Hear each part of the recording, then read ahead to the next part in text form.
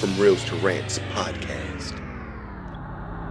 Welcome to the first ever episode of From Reels to Rants, where we talk about the silver screen and everything in between. I'm Walt.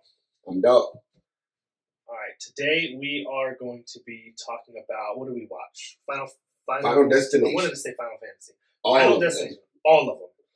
I'm not gonna lie, I didn't get to the fifth one. I remembered it, but I didn't get to the fifth one. I got 1 through 4. I covered all of them. Cool. Right. Well, I got notes, and if we're gonna start off in a big way, can we both agree that there's been a drastic downfall in those movies? the first one was epic. First one was epic. First one was classic, definitely. And what I believe it was 2001, 2000? It was 2000, which was so crazy because just at work the other day I was talking about it, and I was like, hey, we getting old. Did you know that Final Destination came out like 1999, 2001? In 2000, I was like in 6th grade. Fuck was we doing watching those kind of movies? I was thinking about it too, because the first one was the plane crash. Yeah. And then what happened like the year after 9/11. Yeah. So it was wild to me that and then after that there was like no plane issues, crashes, or nothing in the movie. Yeah. It was like they did that right before it. Because that jump would have turned real ugly. So I think one thing we're going to do, as you guys will also see, when we go down these lists of movies, when we do them based off a whole series, so we can kind of like crunch them all out, or if we do a singular movie, we're going to start listing things as classic or tragic. I think for the series as a whole, a little bit about to be classic, because when we get into the 3D versions of the movie, what was that, Final Destination 4? Was it with the? Was that 3D with the raceway? Yes, with the tires and everything exploding. I hate that shit. Every movie that did it pissed me off. Yeah. But we'll give it to you guys straight. I think it's classic. The series as a whole, and then what's funny, Final Destination 6 is about to come out next year. It's called Bloodlines. the rumor from a credible source online says Devon Sawa, the guy that played the main character in the first one, is supposed to be back. How? Exactly. Well, we didn't see him die, though, did we? You didn't see him die, but in the second one, they did break down that he got killed by a fucking brick. A falling brick. But if you don't, that's the thing with movies. If you don't see it, it didn't happen. Right, but then I want to see how they're going to wrap around it, because Clear clearly said, no pun intended, Clear clearly said that he was dead. They showed the newspaper clipping of his body laid out in the alley. That's right. Face down. I forgot about that. So unless she faked his death to fake death from coming after him, will be the only thing that makes sense. And then she went into hiding in a goddamn insane asylum. But we'll get to that. So first things first, the first one. I think it was classic creepy, which is probably one of the best things about the entire movie in itself. American horror has really jumped a lot into the cheap jump scares. Yep. Versus, I prefer those over the I'm not a big fan of the super gruesome shit. Like, give me a jump scare all day, but I don't want to see guts and shit exploding out of people. And I want to see exploding guts. I'm much more of a psychological thriller, which is why the first one wasn't as bad, because it wasn't super gruesome. But then it gets. To me, that's where it went downhill for me. I'll give you the first one is classic, but as you get towards number 5, they just become more tragic, because I think you can only go so crazy before it just gets campy. It gets stupid, right? Which is what made it funny. Which also kind of tops my list of where the kills came from. In the second one, when the little boy was clapping pigeons like he was from fucking Training Day, and got turned to juice. Like my man, legs bent backwards, glass smushed him like there was no body. My man was a pool of juice on the ground. Which is, again, that was what made it funny. That was the second one, wasn't it? That was the second one. The big pane of glass. Yeah. Okay. He's clapping pigeons like he Terry Crews. Right. And one, who claps pigeons in a parking lot? Little kids. This shit's crazy, yo. But the premise of the first one, as the entire series goes, where you're on a plane or you're in some kind of situation, you get a random premonition of things yet to come. I'm going to talk about that too when you finish. Yeah, because again, I think that's what made the first one so classic. They took a very good trope that hadn't been seen in horror. I'm gonna get a premonition, and they characterized death in the first one specifically. Right. Death wasn't just this looming thing that everybody thinks about. Death had its own persona. You would see that in like the first death when they went after Todd. Right. Like the water creaked out, the toilet made him slip up. It could have made him get electrocuted, but it was like, nah, we want to take him out in a real crazy, painful way. But again, where I thought that death was dope, but it was stupid at the same time. Because I was born in '88. Of all of my years on this earth, I have never seen anybody hang a clothesline in the shower. Right. And then like the crazy thing too is like if you're gonna do it, you're not gonna do it in the shower. Right. You know what I mean? Like that to me was just wild. Like you're not gonna hang yourself in the shower. I mean, unless you're doing some like BDSM type shit. Kill Bill type shit. So well, that gets me to the thing though, because like there's all these different theories about, like you said, that like they almost kind of personify death in that series. But see, to me, one of the theories that I always liked was that death gave them the premonition so that they would act upon it, and then he could, take them out according to his own design versus it being random, right? So like he gives you a chance to see what's going to happen, knowing that you're going to die anyway. So like it's almost like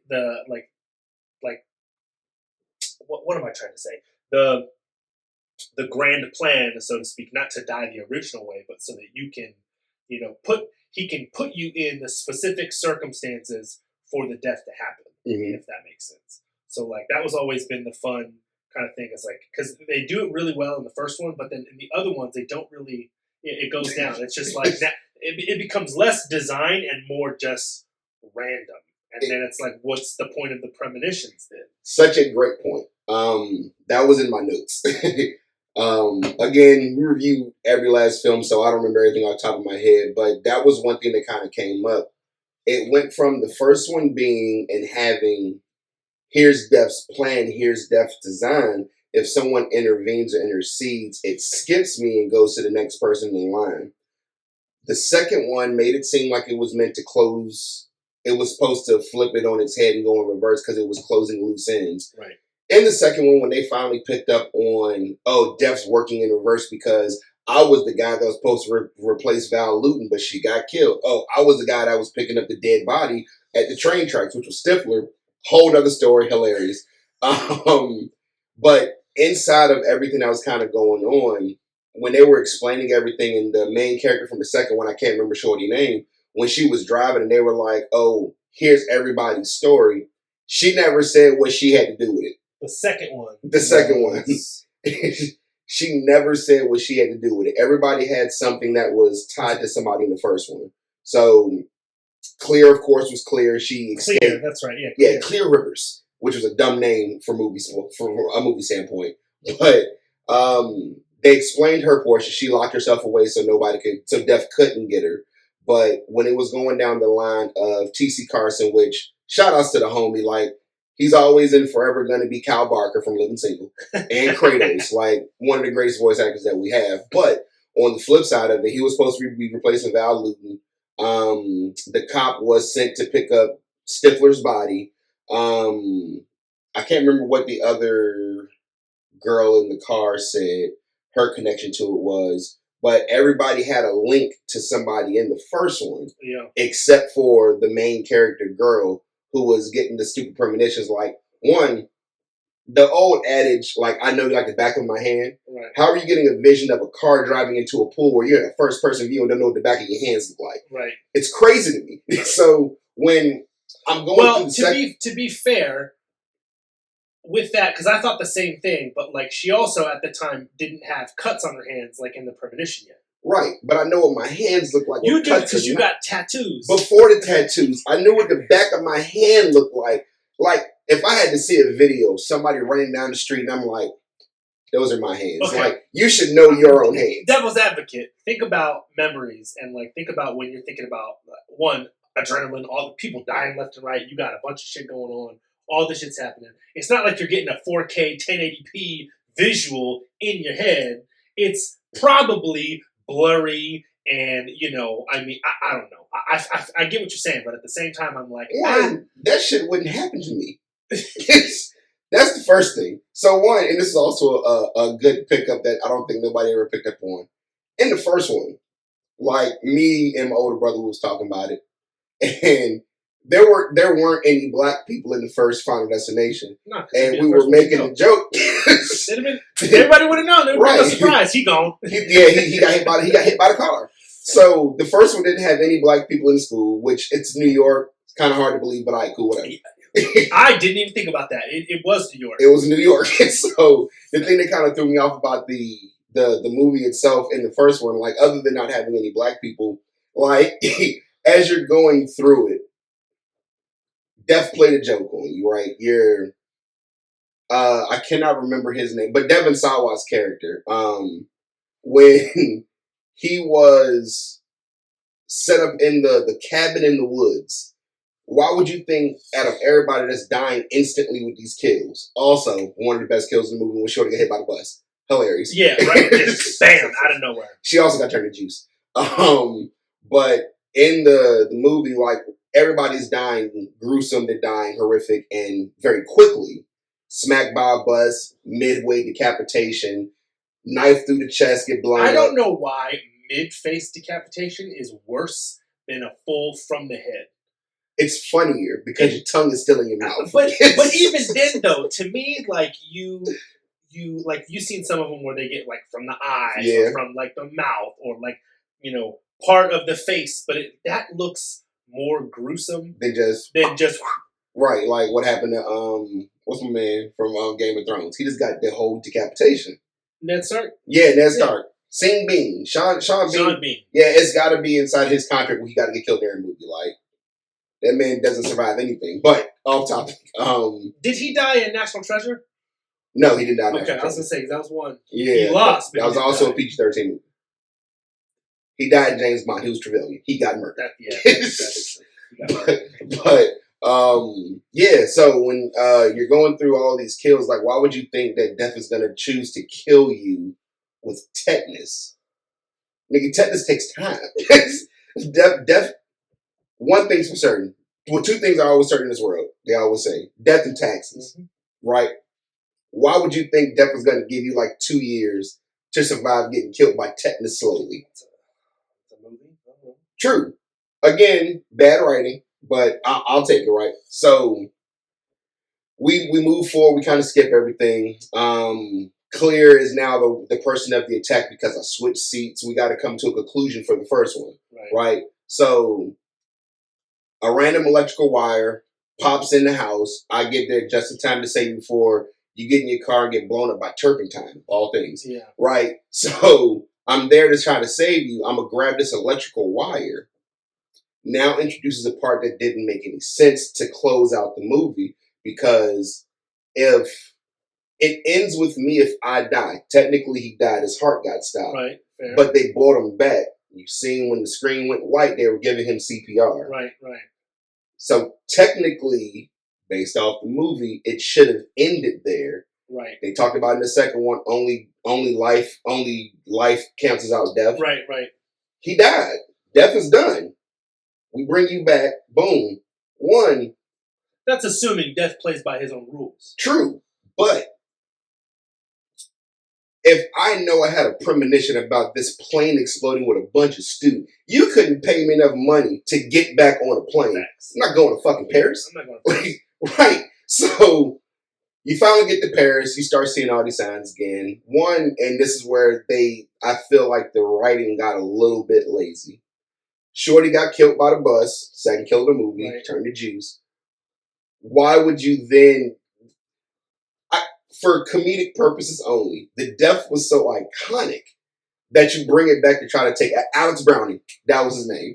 You try to take Alex out. I was gonna get it. You take Alex out with the same bus, different country, the exact same style. Clear saves you.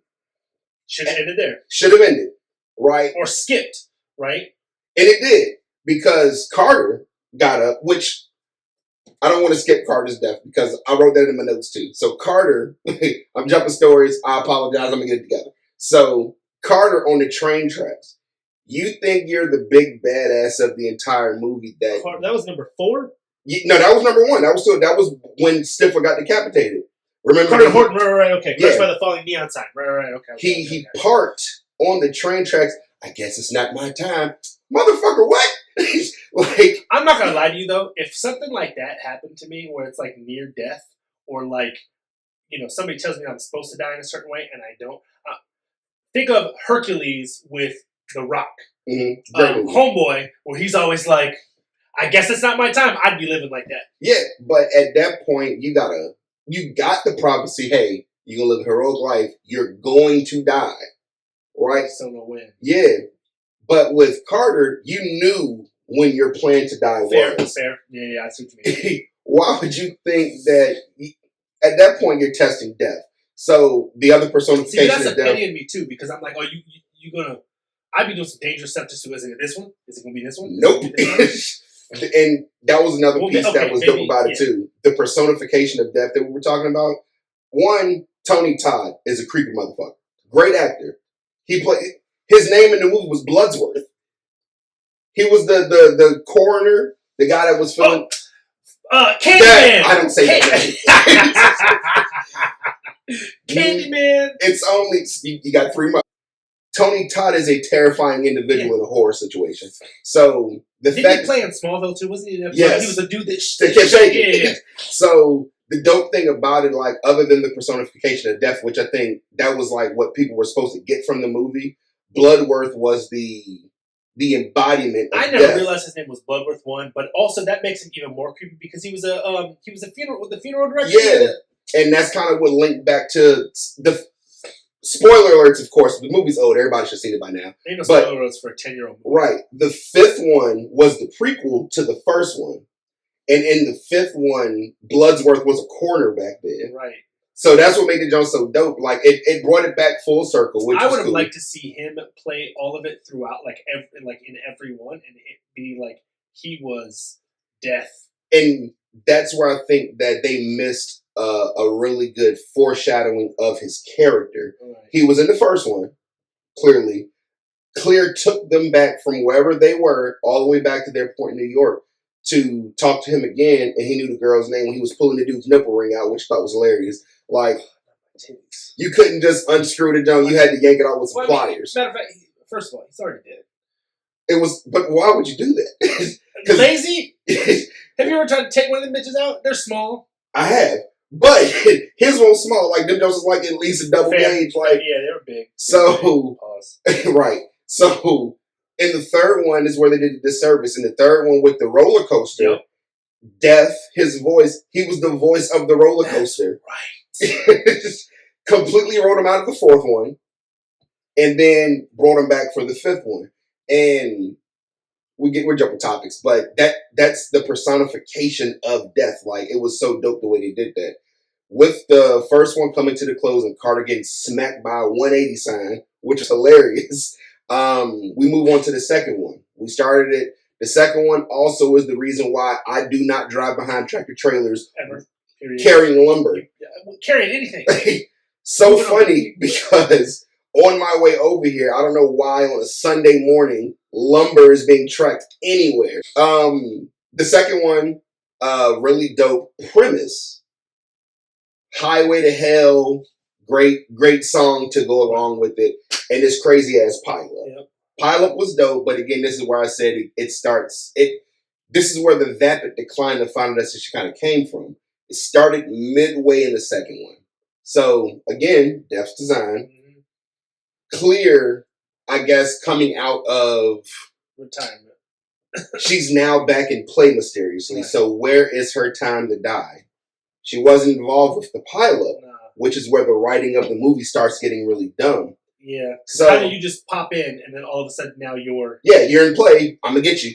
So what was funny about it as you start kind of going through the depths, like I said, like, if you didn't pick up on it, like when they were going through the premonition of the very first, like the pile up on the highway, like Shorty Girl, who was also in Smallville, the blonde haired chick, was the one that was in love with Clark. Oh yeah. The crazy teleport. Yep, her. Yeah. Mm-hmm. So what was funny about it when they were doing the build up of the pilot, Shorty head and arm was hanging out the sunroof. Yeah, the car was flipping. I was wondering whose body that was. That's right. I was dying.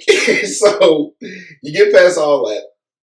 You get to the premonition. Cop yanks you back, which in theory should have automatically started with you being skipped because he just saved your life. Right.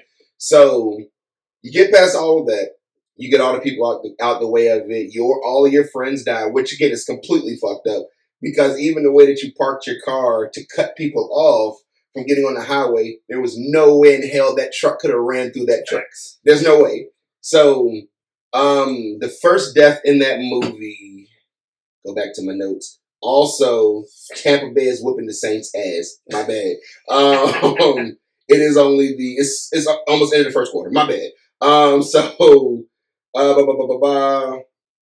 I skipped two things. One, I think this is a hot take from the first one. I think Val Luden was fucking the students. The teacher. I think she was fucking the students. From the first one? Yeah. Why would you say that, Doc? How did everybody know where their teacher lived? Before the FBI picked up Devin Sawa's character, Alex. Hey, what are you doing? I'm just checking her tire pressure. Nigga, how the fuck you know where I live? Right, facts. Again. I mean, that is a hot take. I would have just, my assumption watching that for the first time was just like, wow, how the fuck do you know where your teacher lives? That's kind of creepy. They didn't, it's one of those things where they just let you assume that you're going to figure it out or you're going to just make your own assumptions because who's going to waste the time to like put that in the movie? Me. My first thought is like, for what? Why? No promotion. Well, no, it's that old same, thing you've seen it a million times. It's like the kid in the school with the flashlight going through the fucking personnel files for what? Right. Just show the kid walking up to the house. It's just crazy though. But also, what was that set in like the early 2000s, the 90s? Yeah, early 2000s. Like late 90s, early 2000s would have been the setting for it. Was it a small town? Kind of, no? It could not have been. Yeah, that's fair. That's fair. So, again, back to the second one. First death was, oh boy, with the nipple rings. Like, you just won the lottery. One, this guy was a slob. That was my favorite death. Really? Yes, and I'll tell you why. The whole time you're like, oh, it's going to be the fire. Oh, it's going to be the thing. Oh, so every time you think it's going to happen, the suspense build up. And then my first thought when he gets down to the thing and he's jumping, I'm like, oh, this is going to be where it happens. He's going to fall and smack his head and it's going to crumble like a watermelon or something, right? Because they don't show you really how high he is. Yeah. But then the thing comes down and then it hits him in the face and I'm just like, you couldn't have like rolled out the way. You just... That's why I was dumb death, but my favorite because it kept you like the whole time. You're like, oh, is it gonna be this one? Is it gonna be this? Yeah, it's gonna be this one. So it kept you on the edge of your seat every time. I keep skipping the part. So back to the first one, really quickly, I promise. So other than the hot take, Val Luden fucking students, right? The other portion of it, I don't think Carter should have lasted to the end. He was the asshole's asshole. Like every time you pick the fight with Alex on the plane for what? Like because you're the jock of the movie. So I get it. You pick a fight with him, he saves your life. Your girlfriend dies, you blame him for your girlfriend dying just because he was there. Your girlfriend probably would not have died if you didn't swing your car in the middle of traffic to come back to the coffee shop. I fucking hated Carter. Like I hated Carter, bro. But anyway, that was it for that. So back to the second one, right? So favorite death of the second one. Did we say favorite death of the first one? When we say favorite, what was your favorite death of the first one? The first one.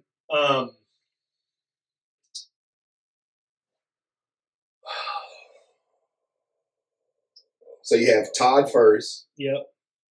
Val Luden was second. Yeah, Val Luden was the flying the shrapnel. Yes. The head.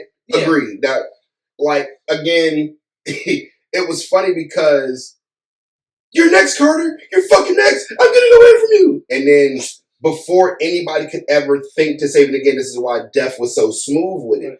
Before anybody could even think to intervene to save your life, a piece of shrapnel from the car that just got exploded by a fucking train cuts your head off. Yeah.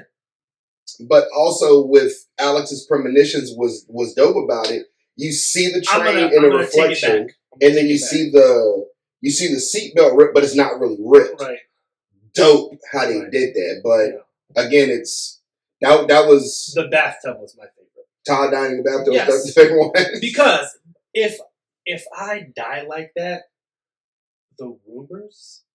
I was about to say rumors. If I die like that, log in my shit, delete all my search files. Not even that. Just first of all, how are you gonna die in the bathtub? What was you doing? With soap on your toes. Facts. You was doing something dirty. Is what people think. You was in there doing something dirty. They were like, bro, he had soapy feet, bro. Like, and on a serious tip on it, I guess the adrenaline, but I was raised differently. I don't think it would have been that easy to take me out. If that was the way I had to go out, it would not have been that easy to take me out.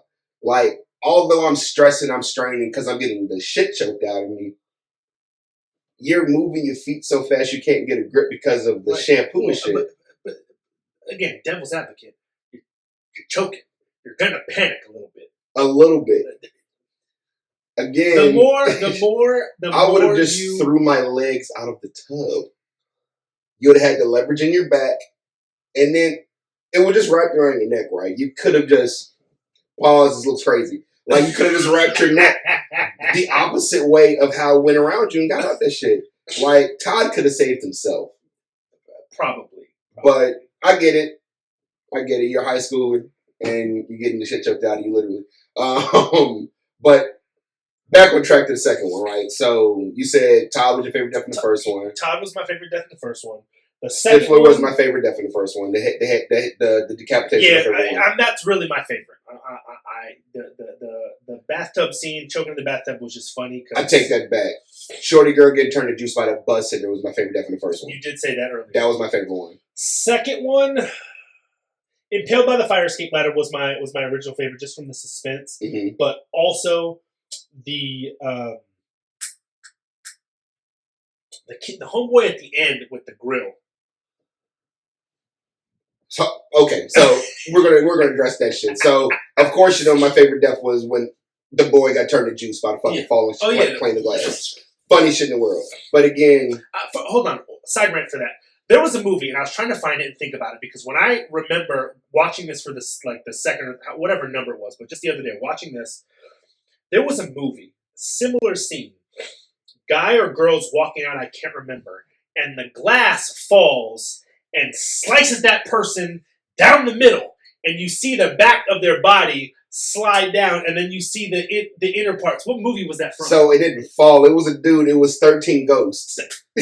Right. It was in the house, and the lawyer was walking in there and said, yes, thank you. I couldn't pick it. 13 Ghosts, great fucking movie, one of the best. They need to do a remake, but they need to do a series, not a movie.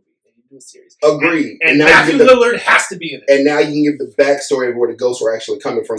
Hot take for me. If it is a pre-established story, right? It's a well-known thing that we're rebooting. Stop going through the fucking history again. Right. We don't need to see that shit. Start from the part you want to tell and the story that you want to tell. Because I'm so sick and tired of movies wasting the first 30 minutes explaining the fucking backstory for people who don't know. That's their fault. And that's my issue with the Batman movies. Great movies. Every superhero movie. I don't want to see Uncle Ben die 4 times. Even my issue with Superman. Everybody knows my favorite motherfucking hero. Right? Superman. He's the best.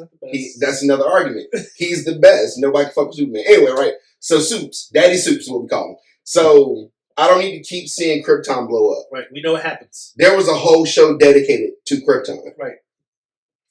Never watched the whole series. I watched like the first. I watched the first season. Never watched the second one. Okay. Well, different rant for a different day. Part of that's different though because you know who he. I mean, again, it goes back that you know who he is. So this is the origin of him. Yeah. Like if you're doing I really hope, and I think from James Gunn taking over with the rumors or whatever's going on with this new Superman Legacy, I think it's that shit's gonna be ass cheeks. Probably, but we're supposed to be getting an already somewhat established Superman. I hope they don't go through the whole backstory bullshit. I don't need to see it. It's just like my problem with the Spider-Mans. I love what they did with Tom Holland's Spider-Man. You know Uncle Ben's already gone. Yeah. We don't need to know all that. We don't need to know how he got bit and see him get bit by a spider. We know that. And just pick up from a story and move with it. We know Spider-Man. We know enough. Give us his friends. Right. Thank you. So we jumping so many damn topics with it. So back to who is your favorite Spider-Man? My favorite Spider-Man?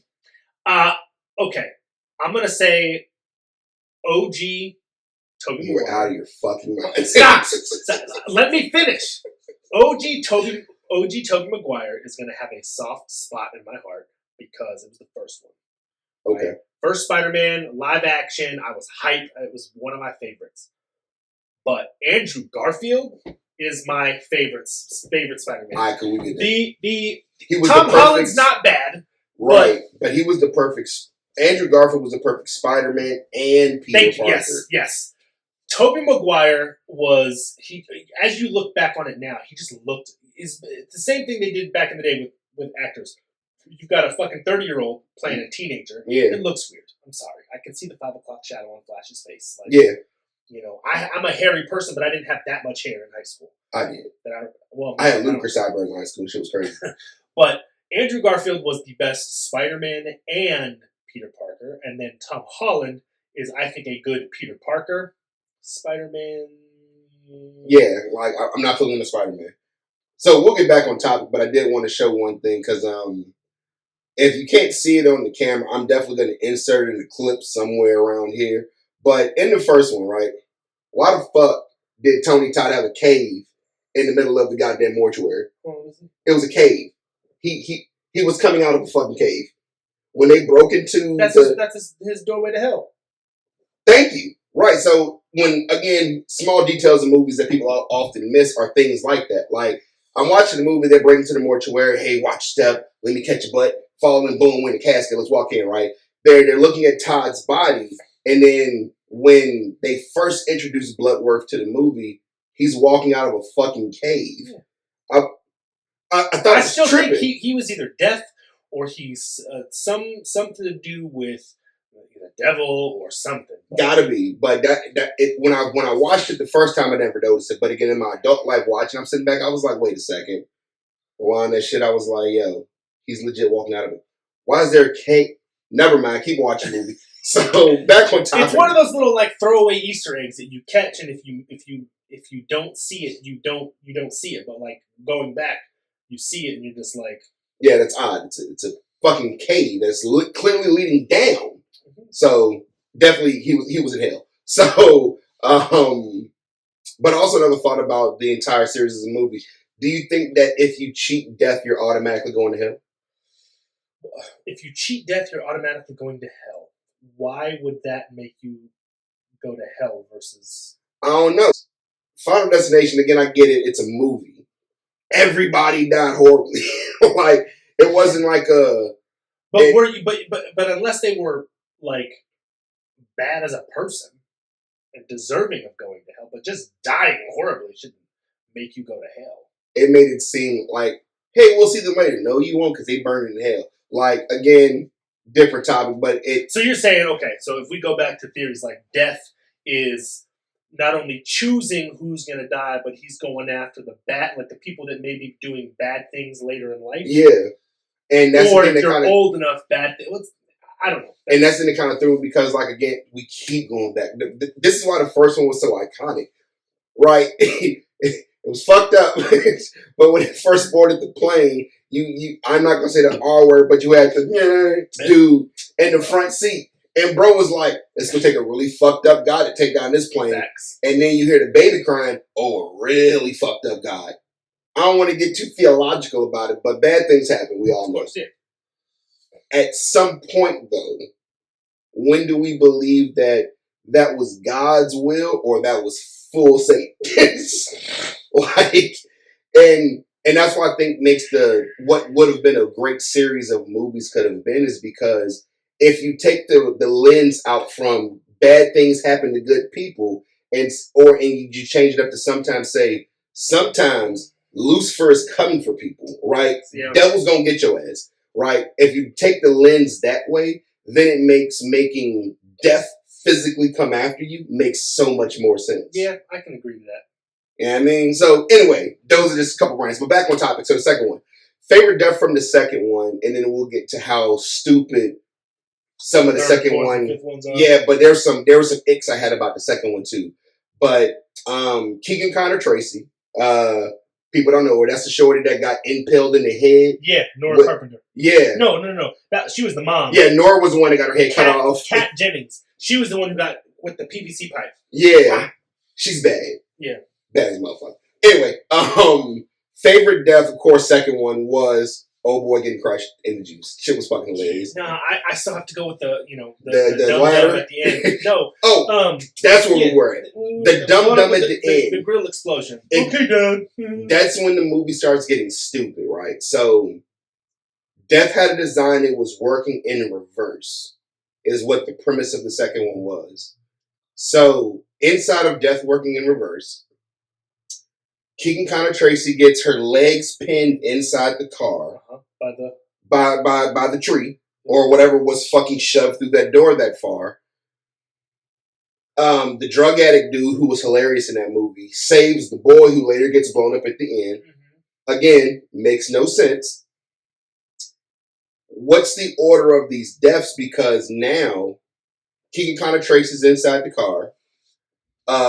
Good brother Kyle Barker has the collapsed lung. They're rushing him to the hospital. Keegan Connor Tracy catches the dick through the back of the head. Boom. Shit gets exploded. As that happens, the explosion happens, separating a section of barbed wire fence. I can see. he did shit earlier.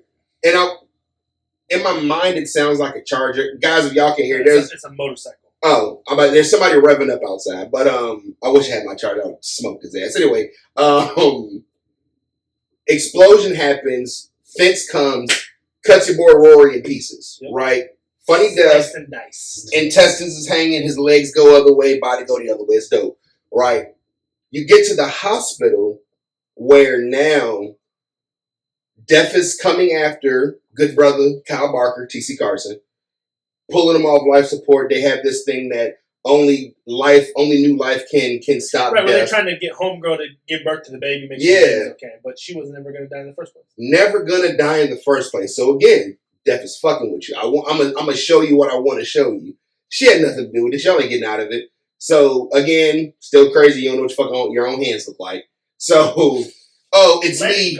Get Dr. Kalarjian. She's gonna save me, right? So you take him to your own hands. You go to kill yourself. Boom, right? So before skip the part.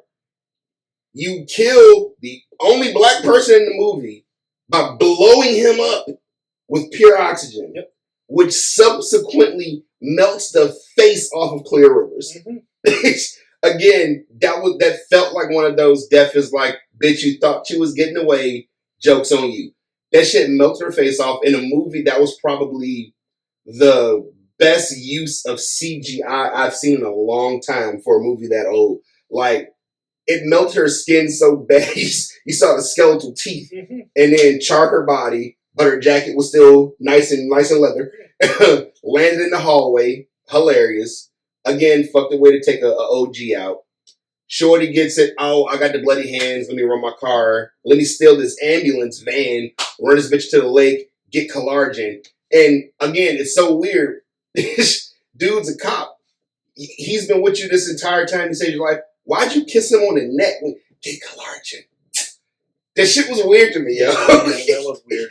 So, matter of fact, isn't that the homegirl that she was in Criminal Minds? Wasn't she? Yeah. Okay. So, in the joke, she's got to be driving at least, let's call for argument's sake, 35 miles an hour to crash that van into the lake.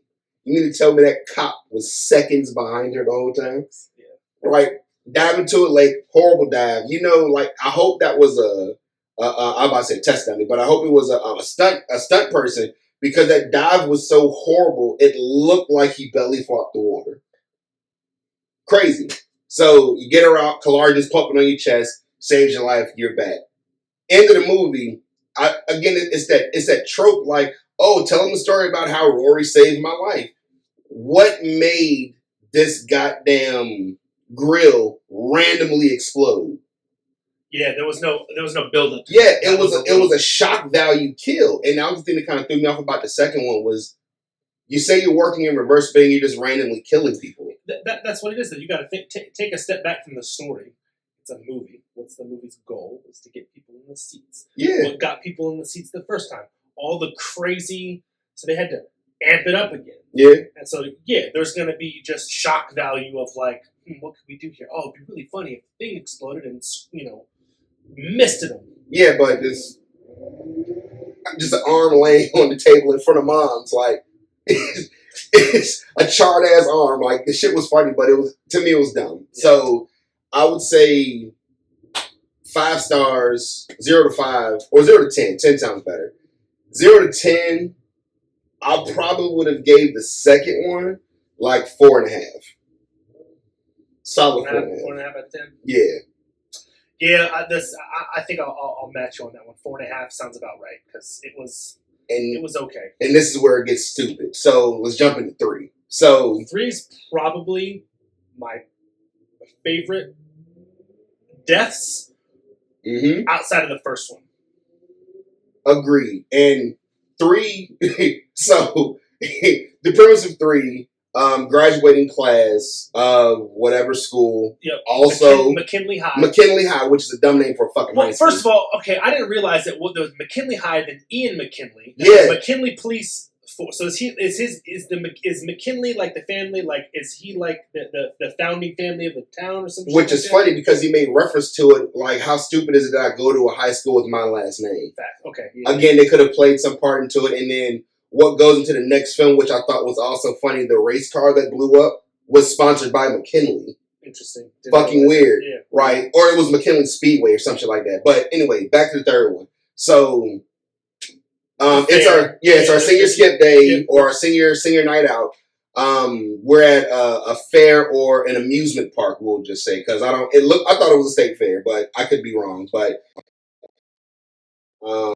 and now the premonitions aren't premonitions; it's camera. Which again, it's like an old ass story about how cameras can see death. She did have a premonition when she was on the roller coaster. She had a premonition. She had a premonition. But then, yeah, it went back to like all the things that she took pictures of were the clues. Yeah. But the premonition didn't have anything to do with those scenes from the pictures. Right. So I get what you're saying. That was wild to me. Was like, okay, how do we make that jump? Like, I had the premonition. I'm freaking out. Everybody get off the roller coaster. Whatever. But then now, the clues are in the pictures. Yeah. And there's so many pictures, you don't know which one's the clue. And also, just again, thinking at it as an adult mind, watching it again, whoever that amusement park was, I would assume shit out of him. Because as the boyfriend, dude, let me out, that's my girlfriend. And they didn't let you out? Yeah. Press the button anyway. Again, I get it, it's a movie.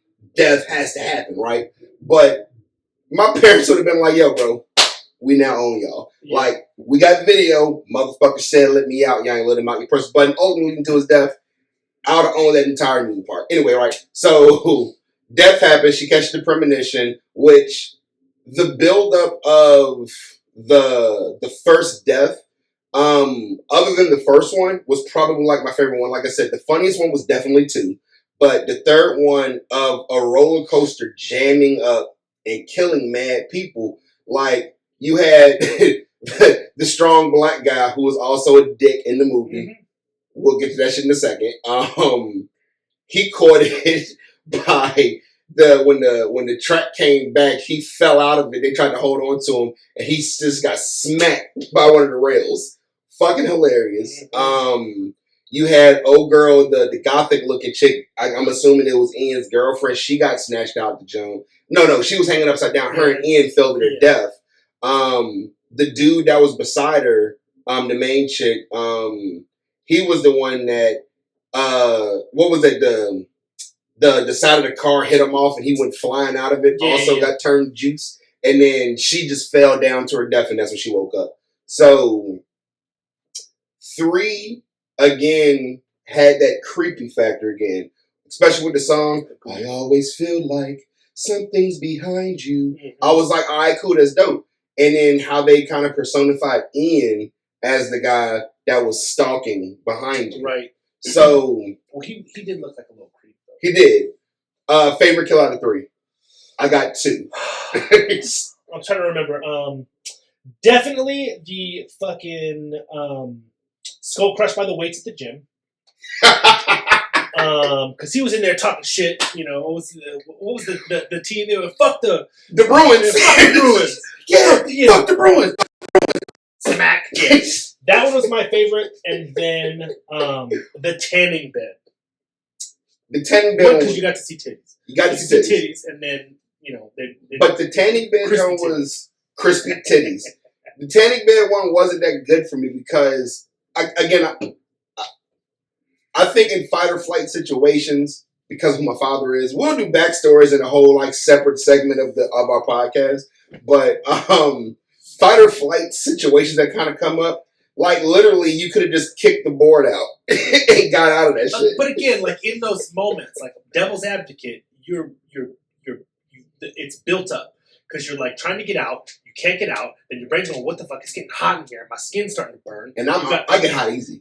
Right, you get a million things going through your mind, and like, you know, I agree. Like fight or flight's kicking in, I'm getting the fuck out of here. Yeah. But at the same time, I've also have not been in a situation like that, so I don't know how I'm gonna react. We gotta talk about childhoods in a different episode, but we'll get to that. So definitely weights in the gym with the exploding head, which was funny. Bro's name was Maddox, Mad Dix, fucking hilarious. But the Ian's girlfriend catching nails through the back of the head. Yeah, that was nuts. Yeah, and then honorable mention was probably one of the greatest movie names in the world. Bro's name, Frankie.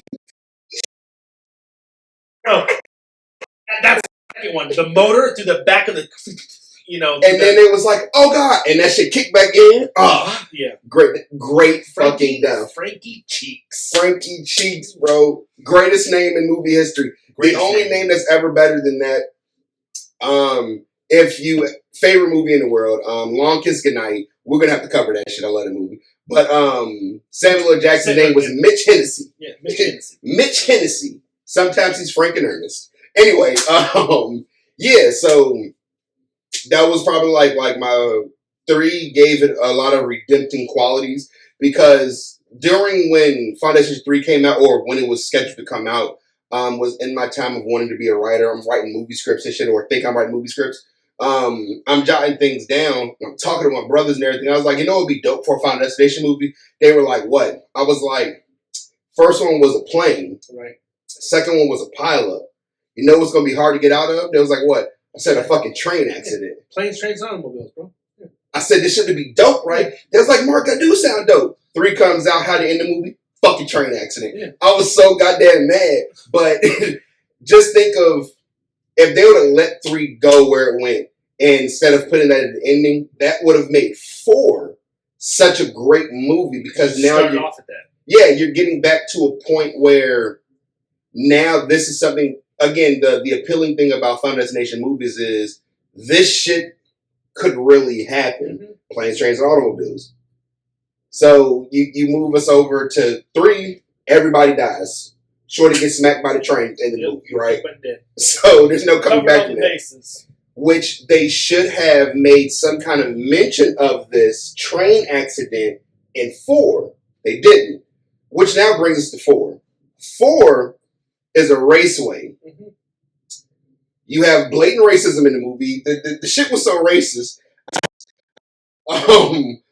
Bro said, blah, blah, blah, blah, blah. I got so many goddamn notes. Hang on. Main character girl. Then they're going to do the origins.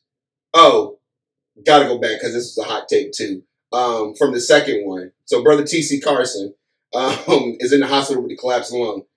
Why'd they give my man an NG tube? I know this crazy shit like an NG tube goes in to help feed you. He needed oxygen. He had an NG tube. Nasal gastro tube is for food. Supplements. It's not for air. But I watch a whole lot of Grey's Anatomy. I would never know that. So I know that shit. I watch Grey's Anatomy. I watched Grey's Anatomy. I've watched Back all in of the Grey's day. I Anatomy. haven't seen any of the new ones. It jumped the shark for me a long time ago. Yeah. Rope around the neck. Oh, I missed that part on 3. And then we'll jump into 4. I said there was bad writing where they were at the tricentennial, and it was like, hey, little sister, stop running off. Let me explain to you what's happening. And she's like, let me explain this to you. Right. What is this explaining? Like, this fuck off, bro. Like, when that rope wrapped around her neck and the horse was galloping full speed, that shit should have snapped her neck. Thanks. So I put that in there because I was like, that's really bad fucking writing. But 4. So this is where I said they leaned into 3D.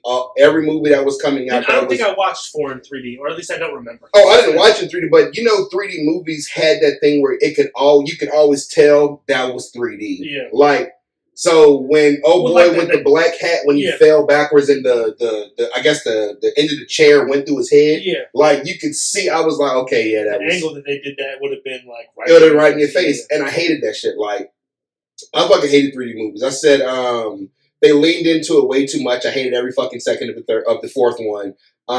Very reminiscent to the pile up, probably the worst one of the entire series, which I actually looked that shit up after I finished watching the movie. Everybody said 4 was that was the worst movie of the entire series. 4, yeah. Yeah, that shit was trash. Let's just go off the wall. People watching it wrong, super flop. Opening scenes and the events are wrong. Something happened on the track. Oh, girl couldn't see it because it got the cat wet. That's what I'm saying. Lazy writing. So he had the premonition of how things went. Mm-hmm. When everything started to play back out and he was like, whoa, fuck this, we gotta go. In the premonition, what happened was the guy with the 10-gallon hat sat down. He was like, what happened? I couldn't see. And he was like, excuse me, ma'am. Do I need to move down? Yeah, if you don't mind. When everything started happening and the cowboy played a role until a later death in the movie, when they redid that portion of the movie where everything was really happening, the cowboy never came to sit down. He never said nothing to him. Right. How do you fuck up the transition of what made Final Destination? Everything plays back out. The only difference is this 7-8 people get out. Right. When you go to replay this shit, entire dialogue never happened. Right. Pissed me smooth off. But again, I'm a movie lover. It irritated the shit out of me. That is funny. People escape. The tire randomly falls, destroys this woman in the face. And I think this was It made me think of the Dane Cook joke. What was Dane Cook joke? Dane Cook was like, how do you get killed by tires? Oh, shit. One, I haven't seen or heard from Dane Cook since that movie with Jessica Alba. Good Luck, Chuck? Good Luck, Chuck. Yeah. Great fucking movie, yo. It's a great movie. Great movie. The racist part. This gets all that. Their tires. He said,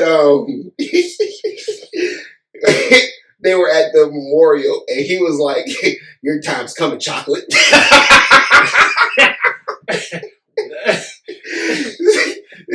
Your time's coming, chocolate is wild because that is wild. But remember, this was now like 2007, 2010. In my mind, that shit should have been in a porno. Your time's coming, chocolate. Pause. Like it just sounds like some porno shit. Pause. But I was like, it was blatant racism, and it looks like they only added it just for the shock value. But the funniest thing that kind of came behind it, because that was when he was going to McKelty. I can't remember his first name, but it was Bubba from Bubba Gump. Bubba Gump. Yeah, so he was about to go in there and like put like I guess like the flaming cross on his yard type shit, and his leg got caught by his tow truck. So one, you talking all hard, you're super drunk, and when that shit grabbed his ankle, he was like, ah! And it drags you down the street while unceremoniously playing very loudly, "Why Can't We Be Friends?" Why can't we? It felt like such redemption in the movie. It was funny, hilarious even, that a racist has a song called "Why Can't We Be Friends" when you get killed to it. Yeah. Like, it was a great deaf soundtrack. So that was one of my things about it. blatant racism. The deaths that started coming out of it. So again, there's certain aspects of all the Final Destination movies where it looks like death is after you. Right. Shorty girl goes to the salon to get her hair done. What in the hell made a flat iron start moving towards a fucking hairspray bottle? Death. But he's nudging stuff along. But it didn't look. It wasn't a good setup. Of course, it wasn't. Like this was the campiest of the movies. Yeah, like I did not like 4 at all. Yeah. Like the tagline for the movie I wanted to watch the movie inside the movie more than I wanted to watch 4. Right. The movie where what the fuck was Love Lay Dying about? It's like you see a counter going down, and a fucking bridge explodes, and the bridge exploding in the movie makes the movie theater explode. As we're watching the ending of this movie start coming to play, I'm sitting back like Love Lay Dying. I wonder what that movie's about. The fact that I have to break the fourth wall to say this movie inside the movie looks more interesting than Final Destination 4 is a problem. Yeah, that is a problem. So that is a problem. Again, end of the movie, nobody's able to get out of it. Like what irritated me was they called number 4 the Final Destination. Yeah, and it should have ended. Yeah, should have been done. Yeah, but for dramatic purposes, it still makes sense because technically it was the final destination. Right, 5 is the prequel. So what was dope about the only thing I actually liked about 4, than the Watch Movie Friends, I already said what was Love Lie Dying about. I'm gonna tell you right now, the one that still haunts me and why I don't ever go near drains and the pools was the pool drain one. Bro. I wrote that shit down, and I thought it was so funny. Swim near them. You catch me in a pool, going to the bottom. I'm staying away from anything. How do you get your asshole sucked out by a pool drain? No, but I'm not going near it. And I love to swim. I love going in the deep end. I love diving to the bottom. I love diving to the bottom too. But I'm not giggity. Going. But I'm not going near no pool drains. That one fucked me up. That shit was funny. But again, stupid deaths. Asshole sucked about a pool drain. You're about to get. It didn't even seem like you can get killed inside of the car wash, right? So your car fills up with water. Right, drowning inside the pool. Drowning, like, cool. You're driving through. And the thing that spins... First of all, how is there enough water to do that? You'd be sitting there forever. And that was what threw me off about the movie, right? So, 2 things... Again, it's a movie, I get it. But 2 things really stood out to me. When that jump happened, like, your antenna flips, hits the breaker box, and that's what makes things go faulty, right? But water pressure building up in an overhead pipe hits your car and starts filling your car up with water. Cars are not airtight. Your car would have got flooded, but it would not have been flooded to the point. Why the fuck you try to climb out of your son? It's so many issues that I had with that movie. It's not even funny, yo. But first of all, who doesn't have a glass breaker in their car? Right. I've got 3 of them. I got a knife in my car, so if my seatbelt gets stuck. I don't wear seatbelts anyway, but if I wore one right here, I'm cutting the seatbelt off and getting the fuck out, right? So again, just the setup of that movie just didn't make sense. But I do miss a time where car washes cost $1.25. Because $36 for a car wash in 2024 is fucking ridiculous. But dumb deaf. You had old boy that got hit with the canister in his back and got pushed through the fence. Dumb deaf. Like, it didn't make any sense. Bubba got smacked by a fucking hospital van. He's dead. Couldn't stop him from dying. The 3 people that get saved are the main character, his girlfriend, and the other girl, which it never really explained, was she old boy that got his asshole sucked out by the pool, was that his girlfriend or not? Because even in that segment of the movie, they're explaining everything. He was like, when she left, I'm gonna go do X. He was like, well, I'm gonna do what I always do this time. I'm gonna go get laid. Like, isn't that your girlfriend just left, my nigga? Like, it didn't make any sense, but cool. So we get to the end of the movie. hey, you might want to bolt this down. Doesn't look safe. Guy's like, oh yeah, thanks a lot, kid. You go inside of a place called like Death by Coffee. Again, 2 on the nose for me. I hated that shit. So there's something written on the table, which I can't remember what it said now. Oh, it was like in the opening scene after the accident, the racetrack. He looked at the table and saw it. He was like, it's coming. At the end of the movie, the "it's coming" was scratched out and it said, it's here. And then you get smacked by a truck coming across the street. Again, situational awareness. If you're drinking something, and I don't sit with my back towards doors for reasons, right? So he was sitting with his back not against the door. You could clearly see out of the window. How did you not see a truck, a Mack truck, flying towards you, right? So cool. They made it so that you couldn't get out of it. So again, 4 was where it starts getting tragic. It's no longer classic. Tragic film. Bad writing, even worse deaths. Funniest death, though, it was the premonition where she fell down the escalator and it sucked her body up. Yes, that was nasty. Escalators, too. But what throws me off about it, again, anatomy. You're doing it for shock value. Your legs were getting sucked into an escalator. Why are you spitting up blood? Right. It's not your stomach. It's your legs. You're spitting up blood with your feet. I hated it. I fucking hated that movie, yo. So, it's a horror movie. I fucking hated that movie. So, here we're at the potential end. 5. 5 to the untrained eye. Although I feel like most of your, what is it, your circulatory system, right, is connected. Yeah. So if I'm getting my legs crushed, the blood's got to go somewhere. You're not going to spit up blood. Your legs get, by the time it gets to your, let's say your pelvis, you still can't spit up the blood. It would rise, but it won't make you spit it up. That's fair. Okay, I see what you're saying. Grey's Anatomy, baby. You know what I mean? I went to Graceland Memorial. Anyway, so 5. Excellent premise. Now, see, I'm not gonna lie. I didn't watch 5. It's been a minute. So let me backfill you on 5. So 5, again, to the untrained eye, was why I liked the movie.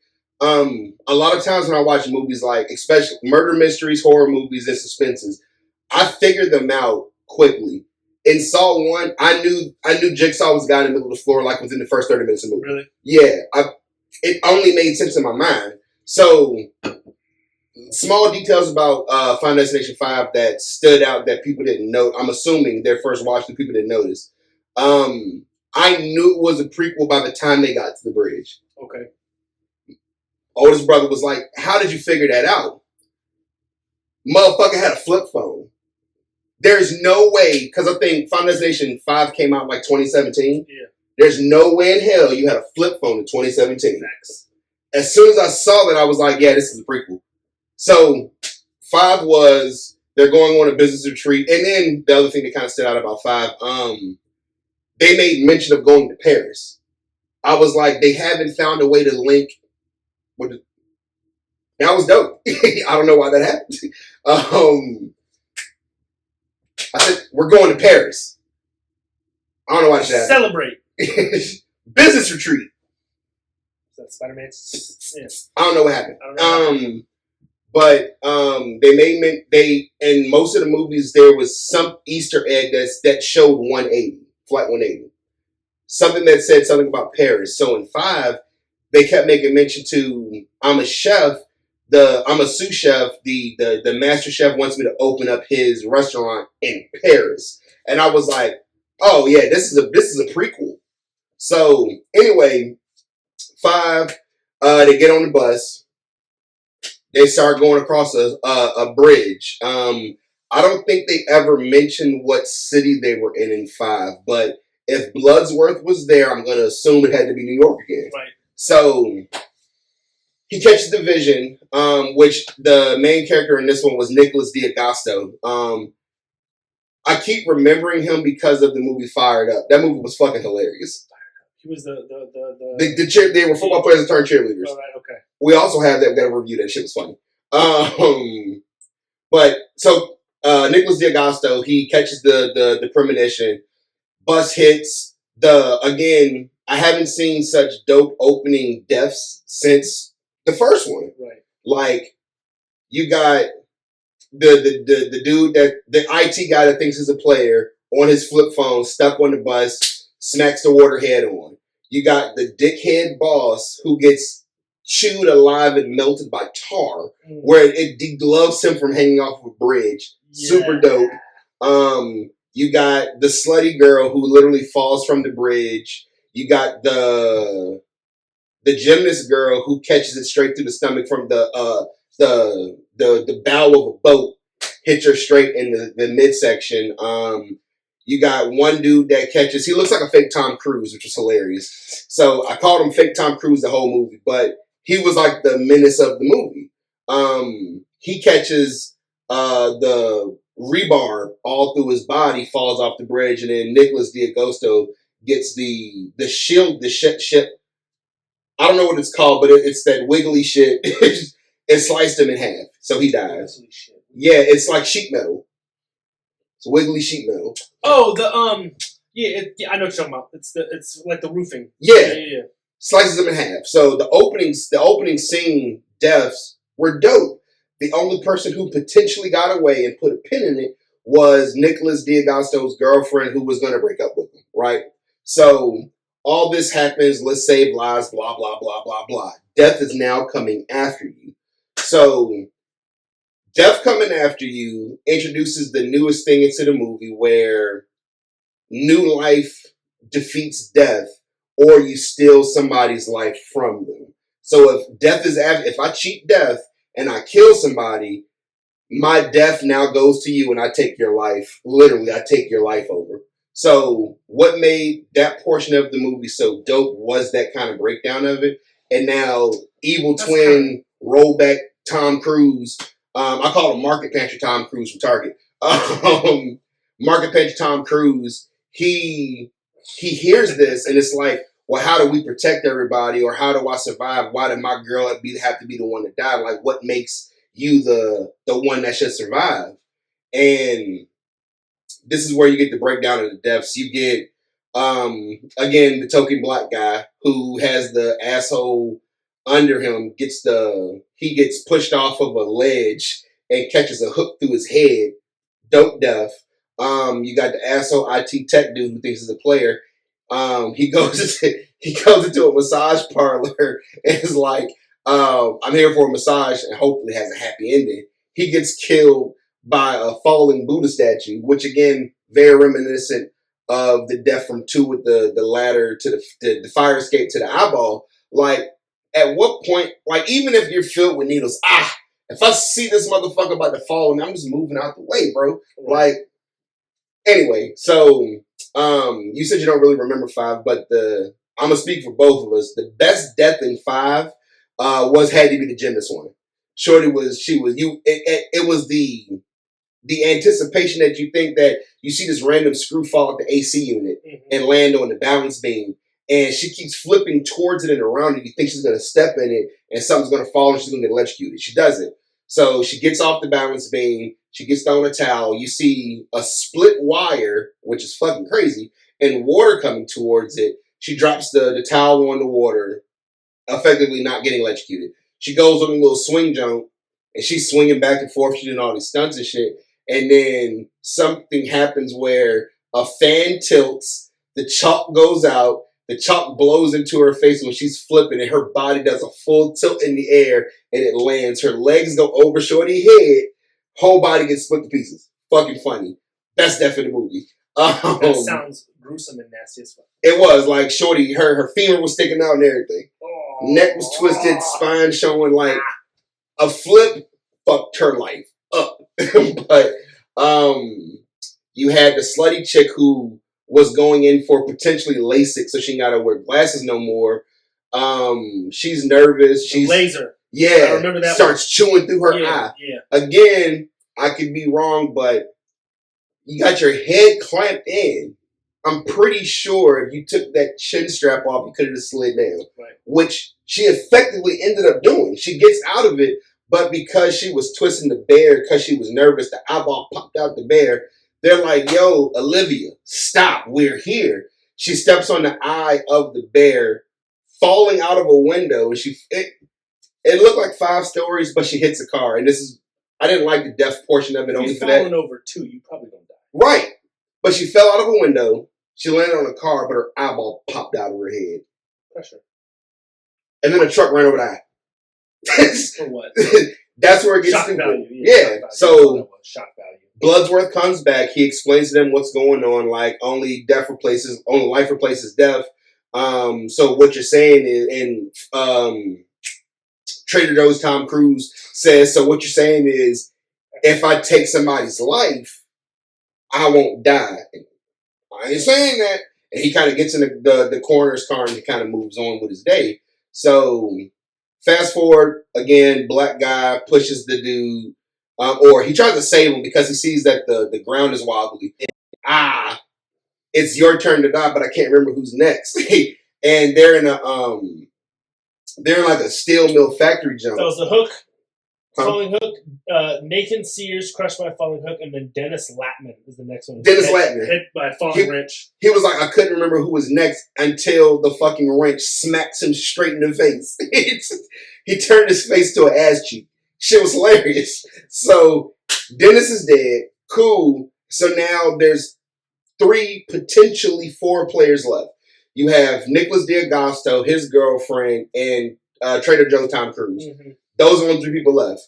Hey, girlfriend, you agree? We're going to Paris. Yay, we're gonna live it up. You can give up your life to be with me, and let me be this fancy and run this restaurant in Paris. Cool.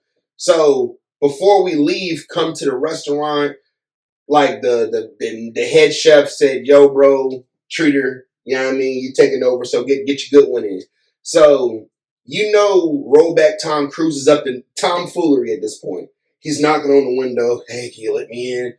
Nigga, you got crazy in your eye. I'm not letting you in, bro. So you let him in. He tells you the story about how he's thinking about pushing somebody in front of a bus because he can get away with it type shit. And the girl, always speaking too soon, she hits the, I never said I deserved to be alive. Cool, well, if you don't think you deserve to be alive, I'm about to pop a cap in you. So he pulls the burner out on her. They get into this big ass tussle. Again, black guy, my guy, Courtney B. Vance. Shout out to Courtney B. Vance. He is married to what is shorty name? Angela Bassett, where sexy ass. He comes in as the cop, and yeah, boom, boom, boom. Like you just killed a cop. Who? His life is mine now. Yo, that's crazy. But now you just saw me kill a cop, so I still gotta murk you. So rollback Tom Cruise ends up getting killed. He gets stabbed with the rotisserie, which is crazy. He gets stabbed through the chest with a rotisserie. He's dead, which the thing that kind of throws me about this entire series of movies with now in 5 where you're killing people, how are you not going to jail, bro? Like, movie magic. You're not going to Paris, nigga. You're going to prison. Like, you're going to Paris, you're going to prison. You're going to jail. So cool, and this is where everybody like lost their shit in the theaters. It's like, cool, hey, you coming along? We got our whole lives ahead of us. We're boarding a plane. The plane that we're boarding is Flight 180. You physically see Alex Browning having a breakdown. The plane's gonna explode, and you still sit there. This nigga sound like he had a premonition. I'm not with him, but I'm leaving. Right. So cool. You would think that the movies end when the plane explodes, which again, super dope how they did the idea of bringing it all back together. The plane's exploding, everybody's dying, and then the original black dude's like, "Hey, it's crazy. Sorry to hear that he died, but toast up to Roy. He was an asshole, but cool. I got his life." And one of the coworkers was like, "Oh, well, it's the damnedest thing because the doctor said he could die at any given moment because he had a brain tumor." And then the fucking engine for the plane specifically lands on the black guy. Which again brings the Final Destination racism back. Right. Why are you killing all these black people? You have a black cop, clearly he's gotta die. And then you have the only other black person in the movie who gets crushed by a fucking plane engine. Mm-hmm. Shit's crazy. But all in all, that's all the Final Destination movies until this next one comes out. When's the next one come out? I think it's February of 2012, so next year. We'll have to go see that. But I think that it is HBO Max is where they're releasing, which is going to be dope. Yeah. So theaters or streaming? Streaming. Okay. So I think it's gonna be dope. So crash course, no pun intended.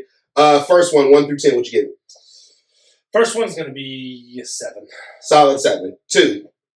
We said 4.5. Yeah, 4.5. 3. 3 was mid level. I give 3 a 5. Yeah, I was gonna say 5.5. 5.5, 6 would be. No, I don't want to rank it up with the first one. 5, 4. Yeah. 4. 2. I don't even like that 4 was made. Like, I'm glad people got paid. I hate that movie was made. That shit's getting a 0. Well, I'll give it a half star because the Why Can't We Be Friends was fucking hilarious. Fair. So, and then Final Destination 5. What you give it?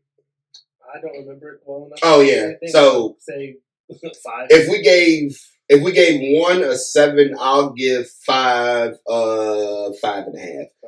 5 was good. 5 brought back some nostalgia for me. Right. Which also another Easter egg that a lot of people didn't pick up on the movie when they were on the plane. Like when it was all trying to come back together. Before you saw Alex, you would think in 2017 you'd have earpods or like the old iPhone earpods before we had AirPods and shit. Bro had a Walkman. He had a yellow Walkman, which again further lets you know that it was a prequel. So, as an entire series, classic film. Yeah, classic film.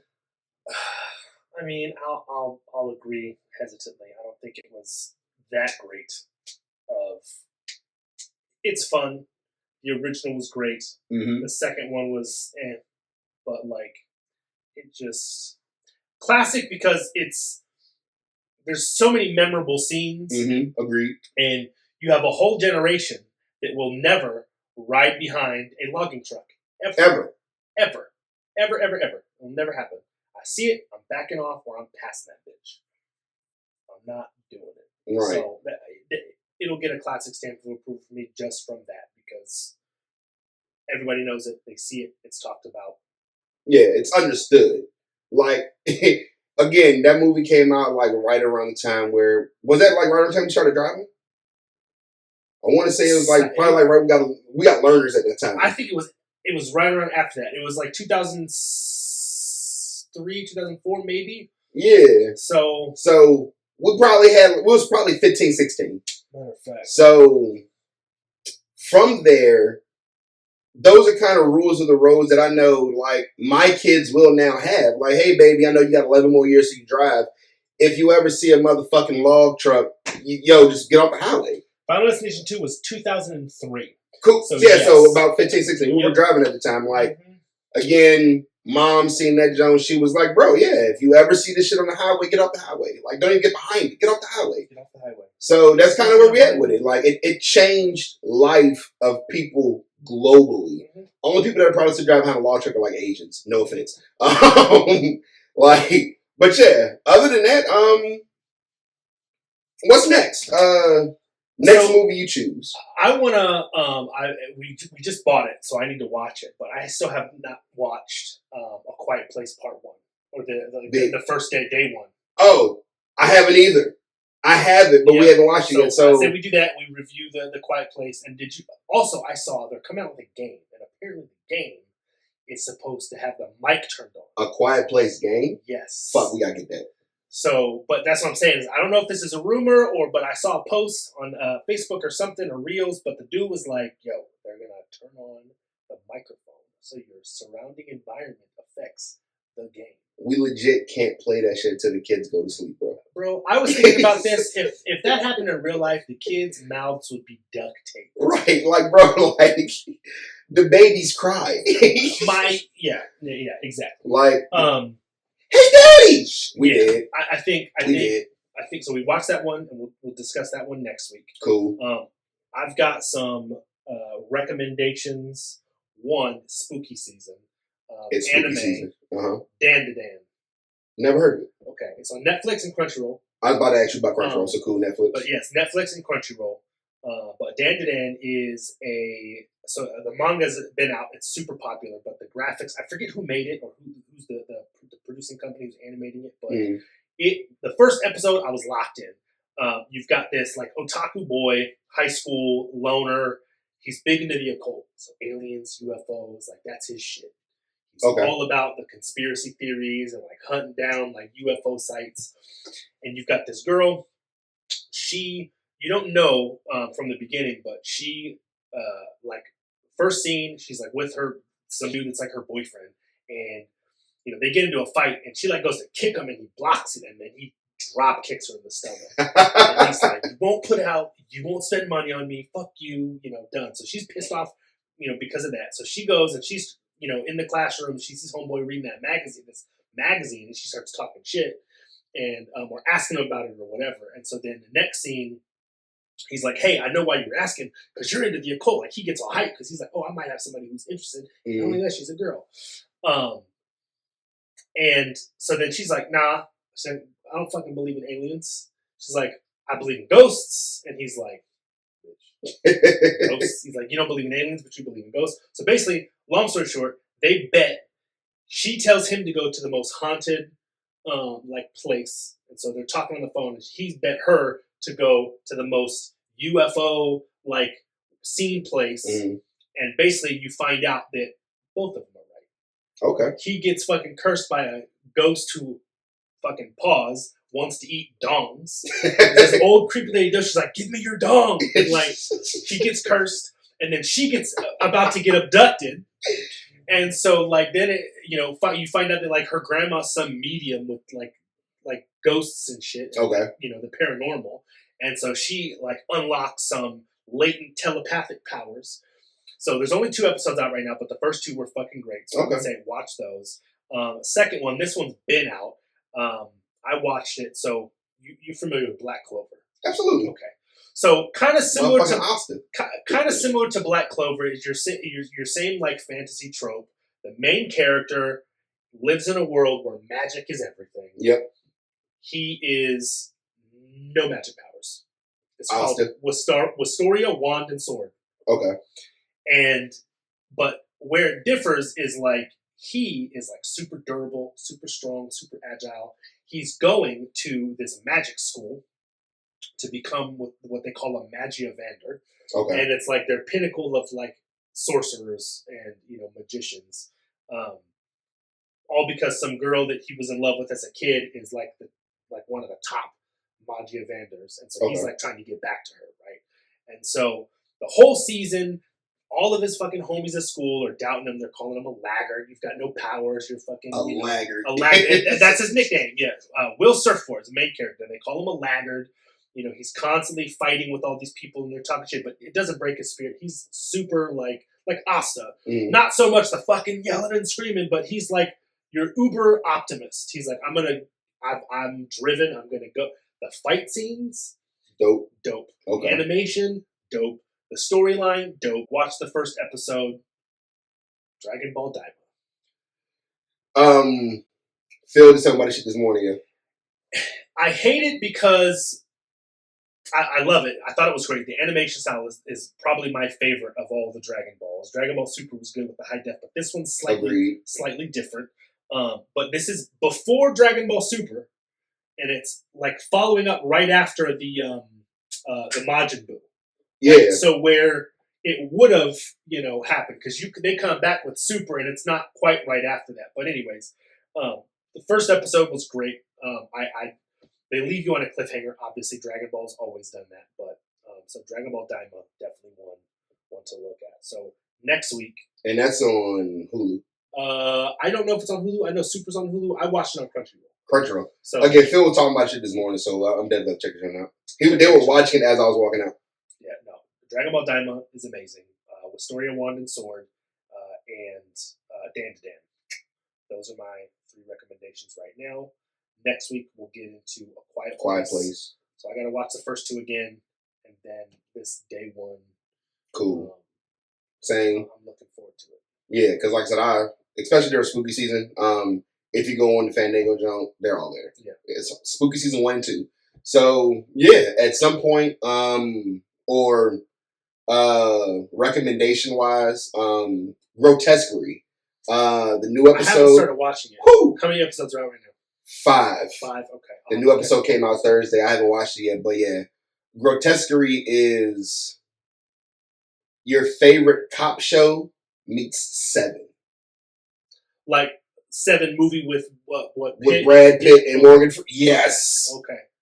that shit is crazy. All I'm gonna say, great fucking show though. What is it? An FX? FX. So it's on Hulu. Okay. Yeah, I'm just saying from like a gruesome level.